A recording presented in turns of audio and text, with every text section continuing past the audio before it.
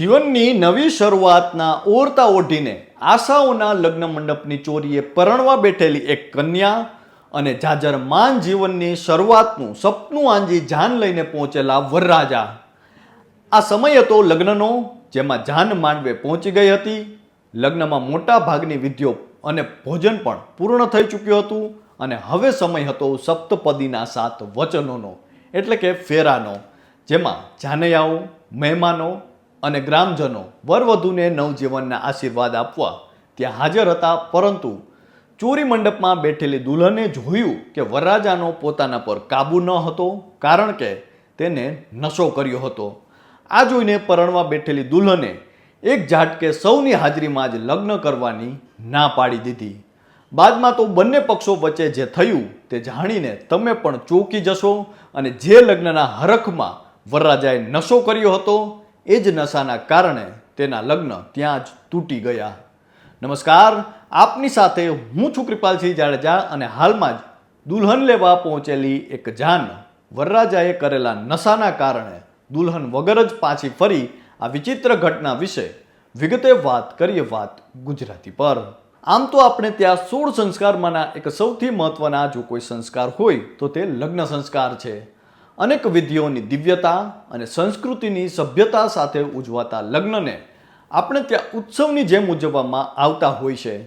નવવરવધુ અગ્નિની સાક્ષીએ 4 ફેરા ફરી એકબીજાને આજીવન સાથ આપવાના વચન આપે છે. પરંતુ આપણે ત્યાં હવે ધીમે ધીમે લગ્ન તૂટવા એ જાણે સામાન્ય ઘટના બનતી જાય છે. પરંતુ શું તમે વિચારી શકો છો કે લગ્ન મંડપમાં બેઠેલી એક દુલ્હન અચાનક લગ્ન કરવાની ના પાડે તો? શું તમે માની શકો છો કે આ લગ્ન તૂટવાનું કારણ ખુદ વરરાજા જ હોય તો? અને દુલ્હન લેવા પહોંચેલા જાનૈયાઓ દુલ્હન વગર જ પાછા ફરે તો?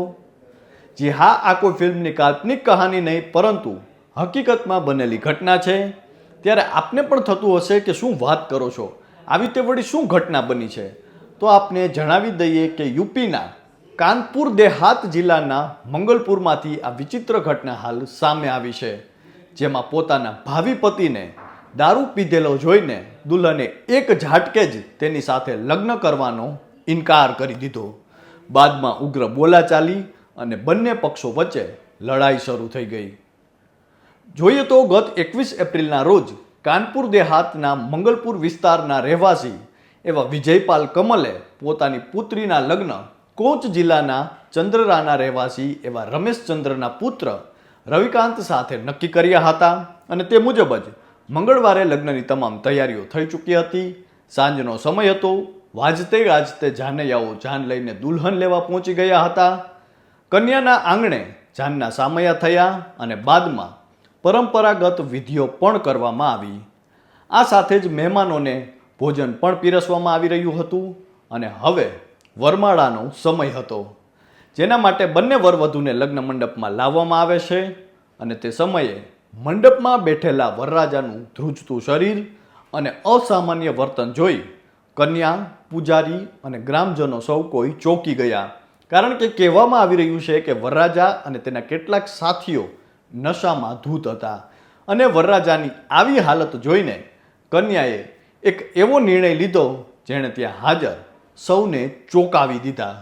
કારણ કે કન્યાએ ચાલુ વિધિએ તેની સાથે લગ્ન કરવાની ના પાડી દીધી અને તે ત્યાંથી ચાલી ગઈ. બાદમાં બંને પક્ષો વચ્ચે ઉગ્ર દલીલો થઈ અને વાતાવરણ ખૂબ જ તંગ બની ગયું. પરિસ્થિતિને વધુ વણસતી જોઈને લગ્નના ઘણા મહેમાનો ઘટના સ્થળેથી ચાલ્યા ગયા. કોઈક રીતે ગ્રામજનોએ પરિસ્થિતિ પર કાબૂ મેળવ્યો. બાદમાં બીજે દિવસે બુધવારે દિવસભર ચાલેલી પંચાયત પછી પણ મામલો ન ઉકેલાયો.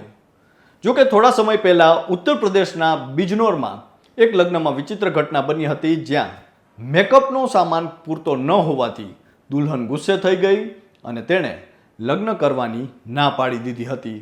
અને આના કારણે બંને પક્ષો વચ્ચે ઝઘડો થયો હતો, જે પથ્થરમારા સુધી પહોંચ્યો હતો, જેમાં ગુસ્સે ભરાયેલા લોકોએ વરરાજાની કારના કાચ પણ તોડી નાખ્યા હતા.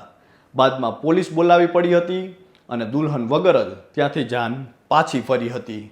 મહત્વનું છે કે એક બાજુ સાત ભાવ સાથે રહેવાના વચનો અને આજે લગ્નો સતત તૂટી રહ્યા છે, ત્યારે આ પ્રકારની ઘટનાઓ અંગે આપ સૌ કોઈ શું માનો છો તે કોમેન્ટ કરીને અમને જરૂરથી જણાવજો. તો હાલ તો બસ આટલું જ. ફરી મળતા રહીશું વાત ગુજરાતી પર.